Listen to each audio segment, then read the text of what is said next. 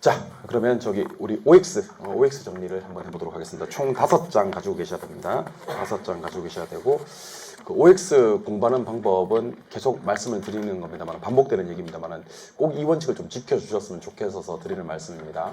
첫 번째는 이제 원본 유지, OX에다가 어떤 체크도 하지 말자는 거. 원본을 깔끔하게 유지하고, 두 번째는 원본 유지된 상태에서 틀린 건 맞는 것으로 고쳐서 읽고, 맞는 것은 맞는 상태 그대로 읽고, 그래서 맞는 거 눈으로 읽지만 말고요, 입으로 읽어보고요. 틀린 것도 마찬가지.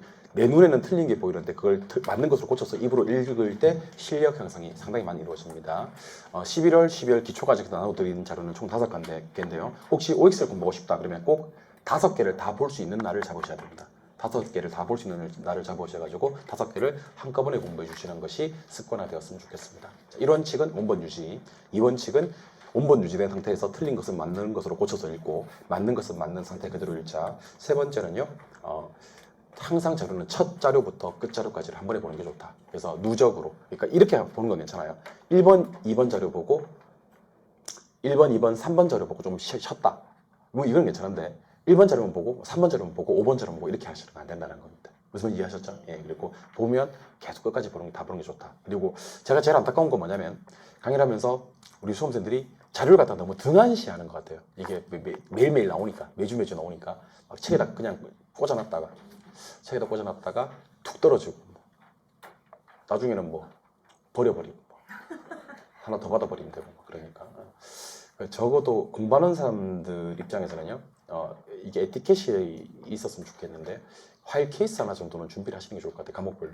그래서 부동산학 개론 자료 넣는 파일 케이스, 민법 자료 넣는 파일 케이스, 이게 준비가 되셨으면 좋겠습니다. 이걸 갖다가 절대로 접어서 책에다 꽂지는 마시기 바랍니다. 한 번 접어서 책에 들어간 자료는 2번 다시 나오지 않습니다. 2번 다시 나오지 않습니다. 아시겠죠? 예, 그러니까 파일 케이스에다가 원본 상태 그대로 유지한 상태에서 보관하시는 것을 원칙으로 해주시기 바랍니다. 자, 그럼 지금부터 어떻게 수업을 할 거냐면, 한 자료를 2번 볼 거예요. 첫 번째는요, OX를 갖다 판단하는 수업을 할 거예요. 이게 왜 틀렸죠? 이게 왜 맞죠? 이렇게. 그런 다음에 두 번째는요, 그걸 처음부터 끝까지 한번 아까 말씀드렸듯이 맞는 건 맞는 상태대로 읽고 틀린 건 맞는 것으로 고쳐서 읽는 연습을 해보도록 하겠습니다. 그래서 시간이 조금 걸려요.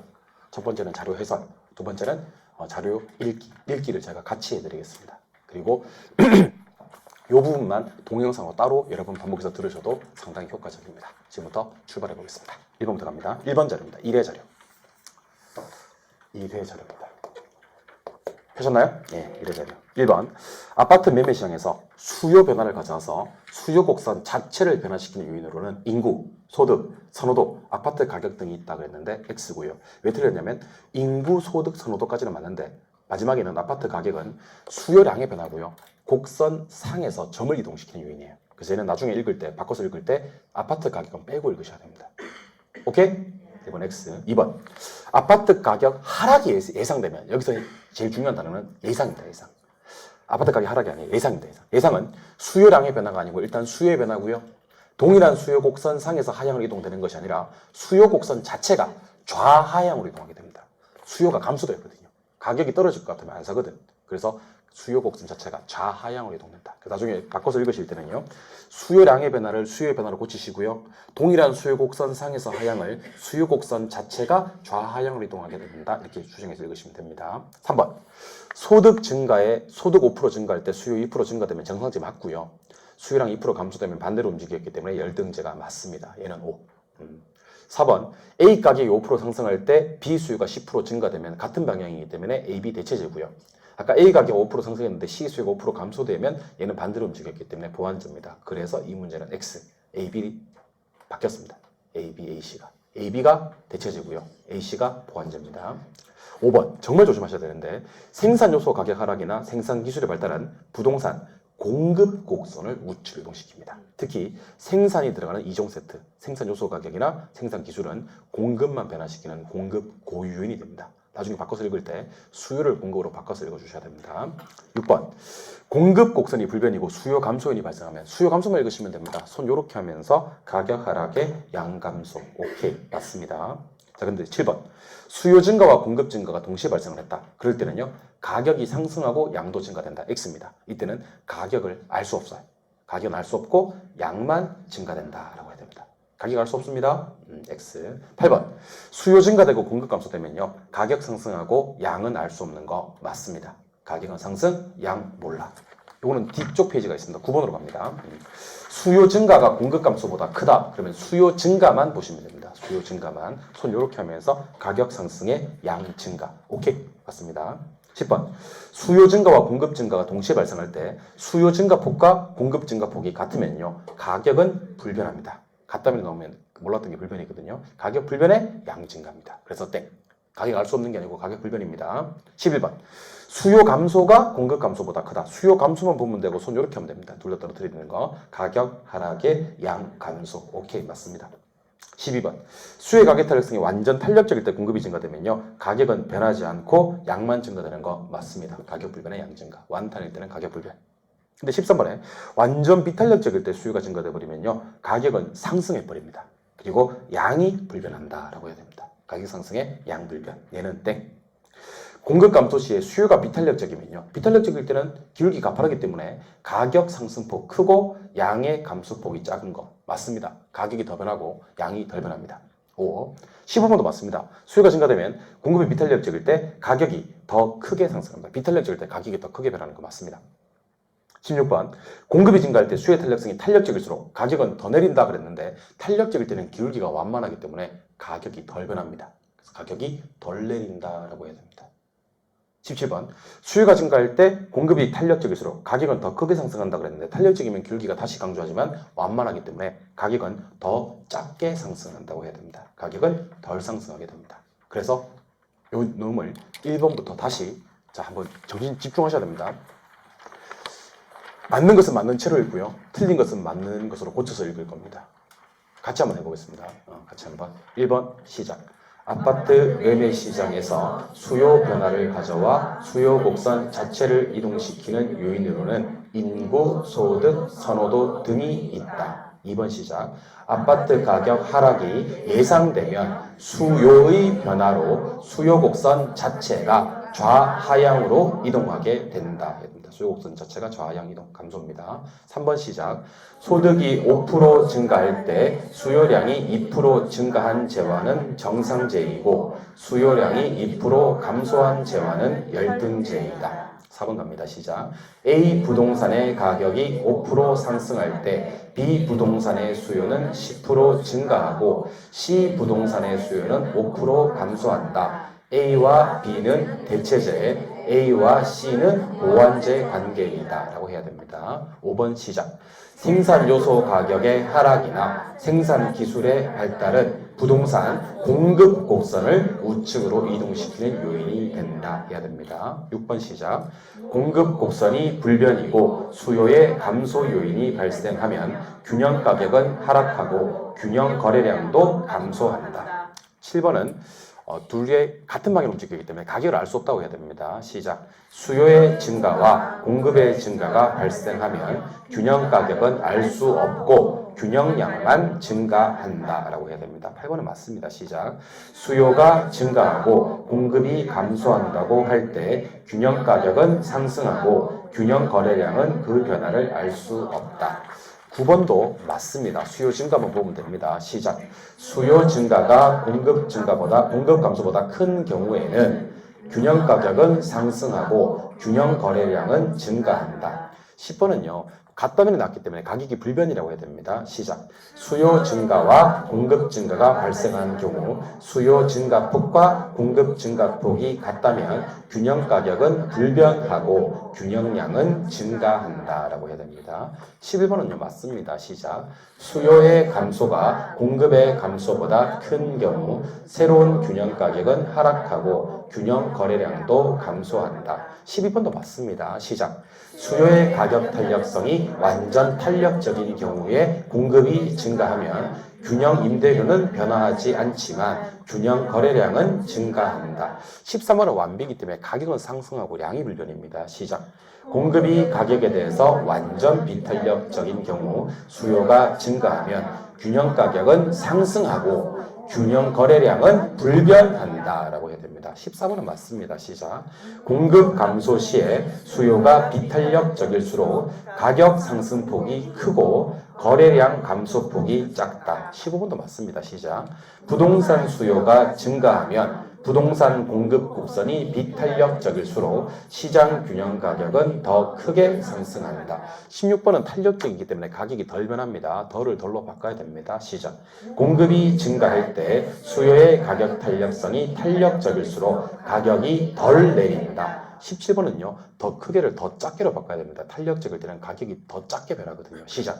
주택 수요가 증가하면 주택 공급이 탄력적일수록 균형 가격은 더 작게 상승한다. 더 크게를 더 작게로 바꿔야 됩니다. 여기까지 했고요. 2번 자료 보세요.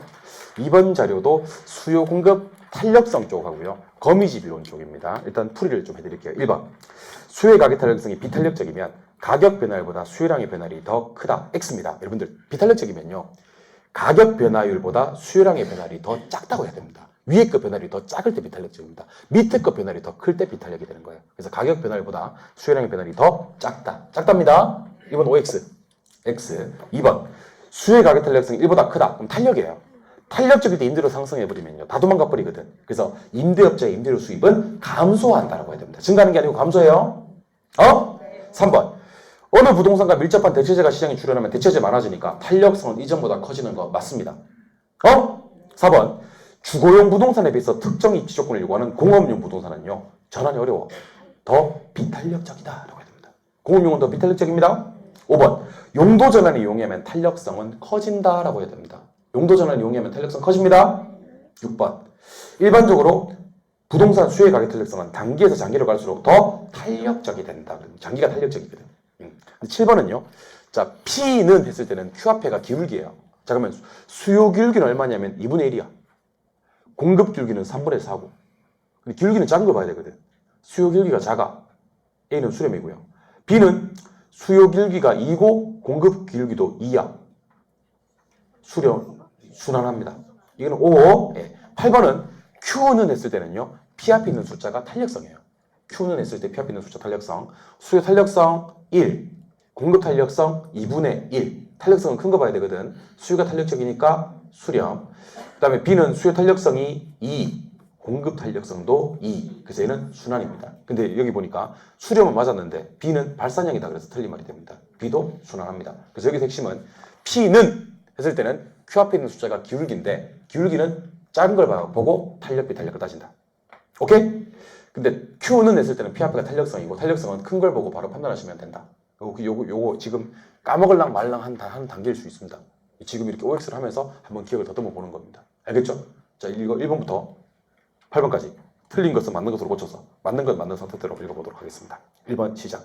수요의 가격 탄력성이 비탄력적이면 가격 변화율보다 수요량의 변화율이 더 작다. 2번.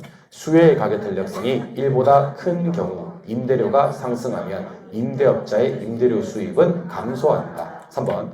어느 부동산과 밀접한 대체재가 시장에 출현한다면 그 부동산에 대한 수요의 탄력성은 이전보다 커진다. 4번. 부동산 수요의 가격 탄력성은 주거용 부동산에 비해 특정 입지 조건을 요구하는 공업용 부동산에서 더 비탄력적이다. 5번. 부동산의 용도 전환이 용이할수록 수요의 가격 탄력성은 커진다. 6번. 일반적으로 부동산 수요의 가격 탄력성은 단기에서 장기로 갈수록 더 탄력적이 된다. 7번은 하지 말고요. 제가 물으면 대답만 좀 해주세요. A 부동산은 2로 나눠줘야 되잖아. 수요 기울기가 얼마? 2분의 1. 그 다음에 옆에 공급 기울기는 얼마? 3분의 4. 2분의 1이 3분의 4보다 작잖아요. 그럼 수요가 탄력적인 거야. 이거 뭐? 수렴. B 부동산 봐주세요. 수요 기울기도 얼마? 2. 2로 나눠주세요. 공급 기울기도 얼마? 2. 그래서 얘는 순환하는 겁니다. 그런데 8번은 탄력성 찾는 거예요. 자, 수요 탄력성 얼마? 1이고 그냥 아무 숫자 없으니까 공급 탄력성은 2분의 1. 수요 탄력성이 1이니까 2분의 1보다 크다. 그래서 얘는 탄력. 근데 B는 보니까 수요 탄력성 얼마? 2. 공급 탄력성도 2. 똑같지. 그래서 이거는 뭐? 순환. 이렇게 하는 겁니다. 아시겠죠? 자, 기울기는 작은 걸 찾아서 탄력적이라고 얘기를 합니다. 탄력성은 큰 걸 찾아서 바로 수탄수분 단발로 들어가시면 됩니다. 2번 자료 끝났습니다. 3번 자료 갑니다. 1번. 체계적 위험은 포트폴리오 구성하면 피할 수가 있으며 투자자의 요구 수익률은 비체계적 위험이 증대됨에 따라 상승한다. 바뀌었어요. 비체계적 위험이 포트폴리오 구성하면 피할 수가 있고요. 투자자들의 요구 수익률은 체계적 위험이 증대됨에 따라 상승합니다. X. 2번.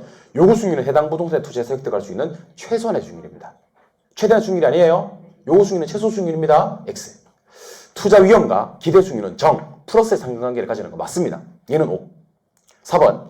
무이업률이 하락하면 투자자의 요구 수익률이 상승한다. 아닙니다. 무이업률이 상승해줘야 됩니다. 얘가 상승해줘야 요구 수익률이 상승합니다. 이거 X. 4번.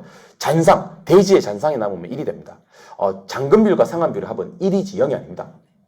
얘도 X. 예. 일시불의 현가계수 역수는 일시불의 내가계수고 저당상수 역수는 연금 현가계수가 맞습니다. 얘는 O. 은행으로부터 주택 구입 자금을 대출한 가구가 매월 상환하는 금액을 산정할 때는요. 감채기금 계수 아니고 저당상수 사용합니다. 얘도 X. 저당상수입니다. 부채 서비스액. 중요하죠. 매월 또는 매년 지불하는 이자 지급액 포함한 원금 상환액 그래야 됩니다. 왜냐하면 부채 서비스액에는 이자도 포함되어 있고 원금도 포함되어 있다. 둘 다 포함되어 있다고 얘기하는 게 맞습니다. 이자는 빼고 원금만 그러면 안 됩니다. 이자도 포함, 원금도 포함 그래야 됩니다. 포함만 해야 됩니다. 세전 현금 흐름은 지분 투자자에게 기속되는 세전 소득을 말하는 것으로 순영업 소득에 부채 서비스액을 가산한 소득이다 했는데 순영업 소득에 부채 서비스액을 차감해야지 부채 서비스액이 차감된 소득이 세전이 되는 겁니다. 그래서 1번부터 7번까지 9번까지 틀린 거 맞는 것으로 고쳐서 맞는 것을 맞는 상태로 한번 읽어보시기 바랍니다. 시작. 1번 시작.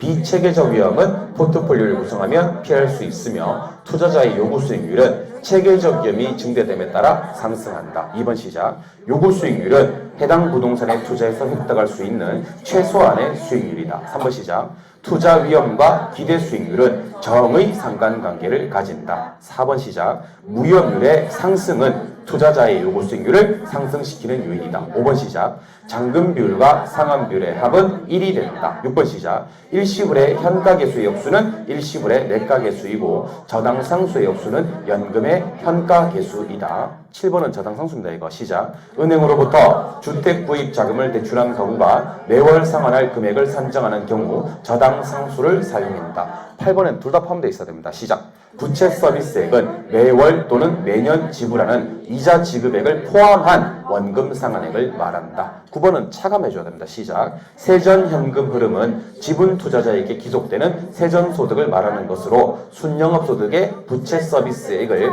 차감한 소득이다 라고 해야 됩니다. 오케이? 예. 4번 자료 꺼내세요. 4번 자료. 조금 어려웠던 문제였습니다. 1번부터 갑니다. 은행으로부터 5억 원인 주택이 현재 5억 원인 주택이 매년 5%씩 가격이 상승한다고 할 때는 연금의 미래가치 계수를 사용해서 10년 후에 주택 가격을 구한다 그랬는데 제가 이런 얘기를 한 적이 있어요.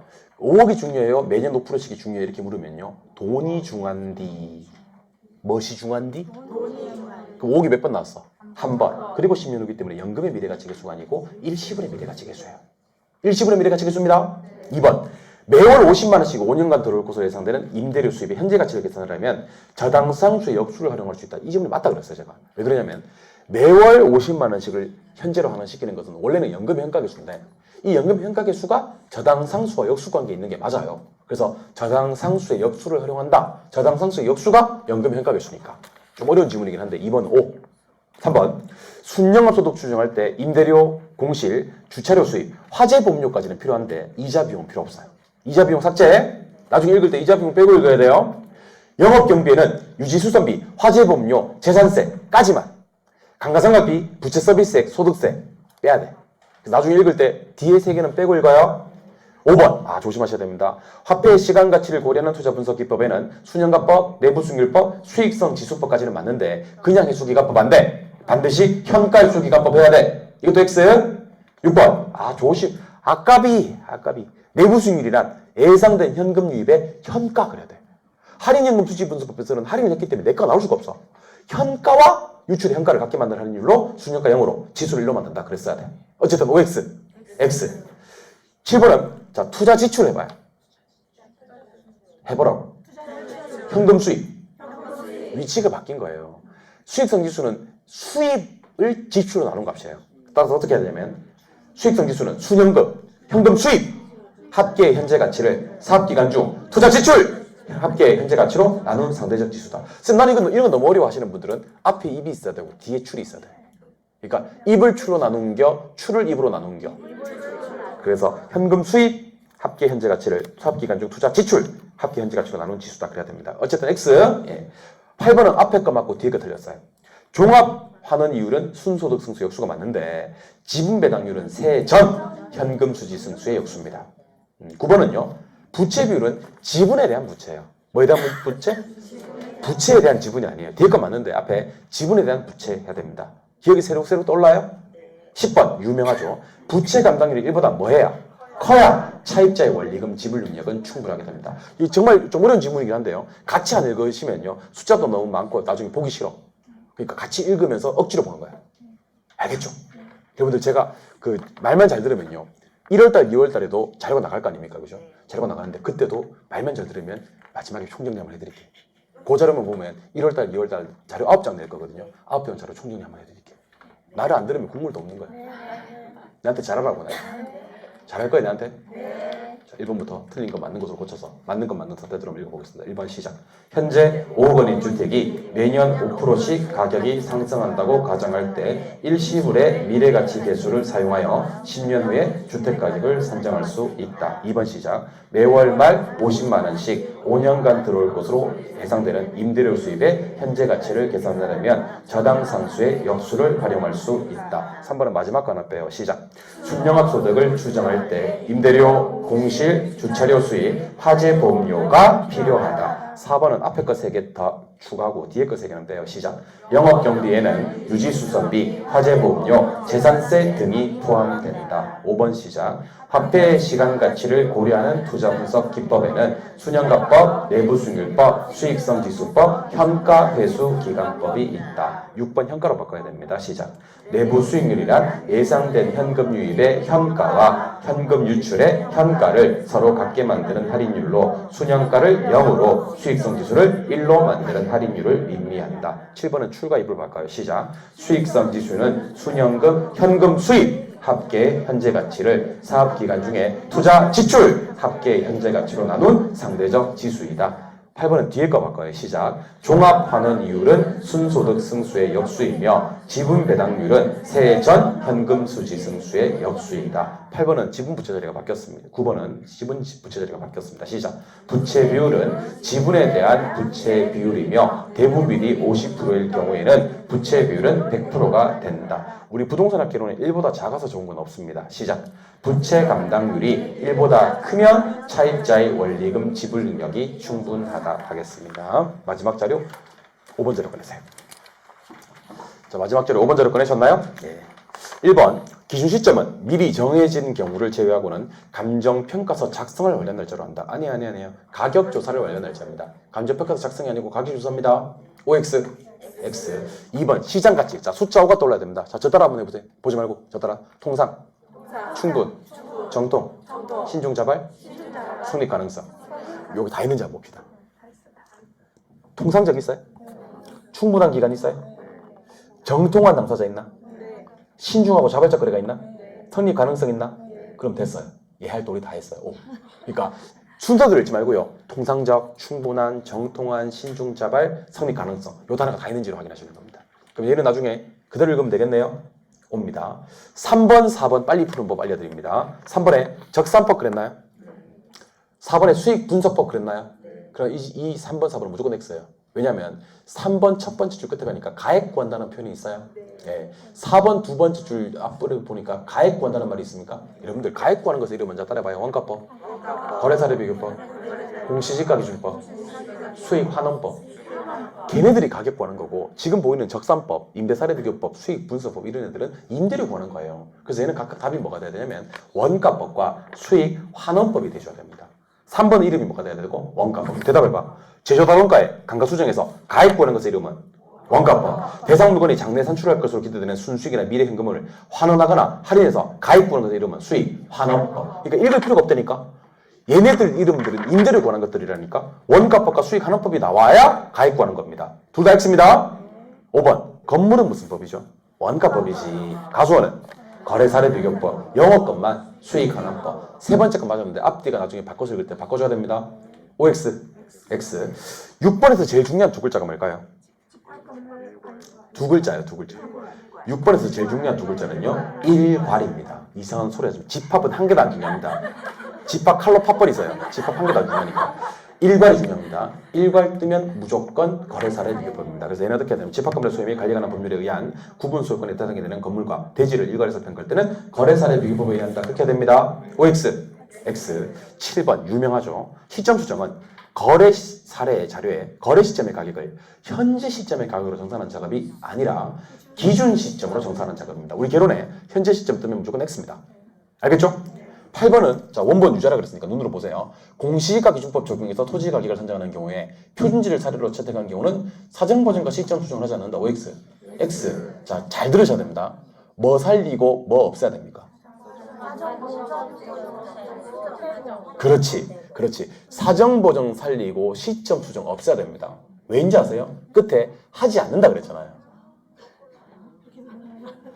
그러니까 읽을 때 사정 보정 살리고 시점 수정이 삭제돼야 됩니다. 아니 쌤 그게 아니잖아. 사정 보정 안 하잖아. 예, 그러니까 사정 보정 살려야 되는 거예요. 왜냐면 끝날 때 하지 않는다고 끝났잖아요. 따라서 사정 보정을 하지 않는다 그래야 됩니다. 누구를 살리고 누구를 죽여요? 사정 보정을 살리고 시점 수정을 죽여요. 왜냐면 하지 않는다로 나왔잖아. 사정 보정을 하지 않는다 그래야 돼. 아니 쌤 그게 아니잖아. 사정 보정 안 하잖아. 그러니까 사정 보정을 살려야 되는 거야. 그러니까 사정 보정을 살려야 되는 거야. 왜냐면 끝날 때 하지 않는다로 끝났잖아. 이게 지문이 이렇게 쉽지 않아 이게. 아는 거랑 이 지문을 보고 또 달라. 누구 살리고 누구 죽여요? 살리고 시점 수정 죽여요. 알겠죠? 왜냐면 끝날 때 하지 않는다 끝났기 때문에 사정 보정 하지 않는다 그래야 됩니다. 그래서 X 어쨌든 9번 환원율은 자본 수익률 더하기 자본 회수율 그러면 돼야 안 돼요? 되고 할인율 더하기 상각률 그러면 돼요. 왜냐면 회수율과 상각률이 같은 말이고요. 수익률과 할인율이 같은 말이에요. 해상은 제가 그 김정호가 부른 게 아니고요. 김성호가 부른 거예요. 정정합니다. 김정호는 대동요 지도 김정호, 김성호가 해상을 불렀습니다. 김성호의 해상. 유튜브에 쳐봐요. 김성호의 해상. 바람이 뭐 그런 노래가 있어요. 제가 1번부터 9번까지 틀린 거 맞는 것으로 고쳐서 맞는 거 맞는 선택으로 읽어봅니다. 1번 시작.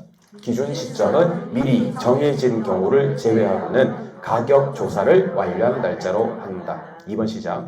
시장 가치는 감정평가의 대상이 되는 대상 물건이 통상적인 시장에서 충분한 기간 거래를 위해서 공개된 후 그 대상 물건의 내용에 정통한 당사자 사이에 신중하고 자발적 거래가 있을 경우 성립될 가능성이 가장 높다고 인정되는 대상 물건의 3번은 자, 같이 합시다. 내가 기침 좀 하고. 3번, 4번은 제목 바꾸고 시작해야 됩니다. 3번 시작. 원가법이라 대상 물건의 제조달 원가에 감가수정을 하여 대상 물건의 가액을 산정하는 감정평가 방법을 말한다. 4번 시작. 수익환원법이란 대상 물건이 장래에 산출할 것으로 기대되는 순수익이나 미래 현금 흐름을 환원하거나 할인하여 대상 물건의 가액을 산정하는 감정평가 방법을 말한다. 9번 앞뒤 바꾸고 시작. 건물은 원가법, 과수원은 거래사례 비교법, 영업권은 수익환원법으로 평가한다. 6번은 제가 읽을 테니까 눈으로 따라오다가 제가 지금부터 같이 합시다 할 때 읽으면 돼요. 집합 건물의 소유 및 관리에 관한 법률에 의한 구분 소유권에 대상이 되는 건물과 대지를 지금부터 같이 합니다. 시작. 일괄에서 평가할 때는 거래사례 비교법에 의한다. 일괄은 거래사례 비교법이에요. 7번 시작. 시점 수정은 거래 사례 자료의 거래 시점의 가격을 기준 시점의 가격으로 정성하는 작업을 말한다. 8번 누구 살리고 누구 죽을지 알죠? 시작. 공시지가 기준법을 적용하여 토지 가격을 산정하는 경우 표준지를 사례로 채택한 경우에는 사정 보정은 하지 않는다. 9번 시작. 환원이율은 자본 수익률 더하기 자본의 수율 또는 할인율 더하기 상각률로 구성된다. 이렇게 하겠습니다. 고생하셨습니다. 1번부터 총 5번까지 자료를 갖다가 정리해 봤습니다. 자, 그리고 이제 이 밝아오는 경자년 새해 뭐 계속 강조되는 얘기입니다만 이제 기본 이론 수업을 할게요. 기본 이론이 이제 1월달, 2월달 수업인데 수업 특징에 대해서 3가지를 말씀드리겠습니다. 제가 한번 얘기했을 때 한번 더 들으시기 바랍니다. 요거는 이제 처음부터 끝까지 수투관만 수업하는 게 아니고 처음부터 끝까지 다 한번 살펴보는 수업을 처음으로 한번 해보겠습니다. 그래서 부동산학 총론부터 마지막에 감정평가론까지 처음부터 끝까지 수업을 진행할 거다 하는 생각을 해주셔야 됩니다. 이게 첫 번째입니다. 알겠죠? 네. 두 번째. 두 번째는 이제 괄호 비어넣기 문제가 나옵니다. 괄호 가로 비워넣기. 지금 우리 OX 했었잖아요. 우리 11월달 수업 OX 나왔잖아요. 가로 비워넣기. 그러면 제가 오늘 수업했던 거 기준으로 한번 얘기를 드려보도록 하겠습니다. 한번 대답해 볼까요? 네. 환원율은 자본 수익률 더하기 자본 회수율, 할인율 더하기 상담률. 시점 수정은 거래 시점 가격을 무슨 시점으로? 기준 시점으로. 표준지를 사례자료로 채택하는 경우에는 뭐를 생략할 수 있다? 사정 보정. 그러니까 요거 가로 비워넣기로 한번 해보겠습니다. OX보다는 좀 더 어려워요. 주관식이니까. 이 자료 나갈까요? 네. 그리고 앞면에는 가로 비워넣기고요. 뒷면 자료에는요 필수 암기사항이 나갑니다. 필수 암기. 자, 오늘 수업했던 것 중에서 필수적으로 암기해야 될 사항을 제가 따로 정리를 했어요. 그 저거는요 수업 시간에 안 할 거예요. 수업 시간에 안 하고 언제 할 거냐면 수업을 2시 마치잖아요. 그럼 2시부터 2시 10분, 좀 길게 하면 2시부터 2시 15분 방과 후 수업을 진행하도록 하겠습니다. 방과 후 수업이라고 해서 별건 아니고 수업 끝나고 한 10분, 15분 정도. 그 제가 올해 제 강의 들으신 분들은 아마 아실 건데요. 동영상으로 들으셨던 분들 아실 건데 제가 방과 후 수업을 언제 하냐면요 8월 달에 해요. 원래 8월 달에 방과 후 수업을 하는데 8개월 당겨서 1월 달부터 진행하도록 하겠습니다. 좀 남아야 돼. 그래서 집에서 요즘 좀 늦더라? 그러면 나머지 공부하고 있어 라고 얘기해 주시기 바랍니다. 알겠죠? 방과 후 수업. 그래서 그날 수업했던 것 중에서 제일 중요한 내용을 10분, 15분이면 덮었어요. 그래서 집에 가서 복습하는 게 너무 비효율적이야. 그래서 요것만 복습하시면 된다. 이걸 복습하는 방법은 이런 방법이다. 요걸 암기할 때는 이런 식으로 암기하시면 된다 하는 암기 방법까지도 제가 전수를 해드릴 작정입니다. 그래서 자료는 한 장 정도, 많이 나가면 2장 나갈 건데 매주 한 장 정도 나갈 건데 여기 총 9장 나갈 거예요. 9장. 그러면 마지막 주에 오늘처럼 말만 잘 들으면 처음부터 끝까지 한번 쫙 한번 정리해 드릴게요. 요거는 아마 점심 먹고 해야 될 것 같아요. 점심 먹고 1시간 정도 해야 될 것 같아요. 그래서 그렇게 해서 1월달, 2월달 벌써부터 점수가 나오게끔 점수를 일찍 낼 수 있는 방법을 한번 강구해 보도록 하겠습니다. 잘 따라오셔야 돼. 1, 2, 연습 상당히 중요합니다. 처음부터 끝까지 다 하고요. 가로 비워넣기, 가로로 쓸까요?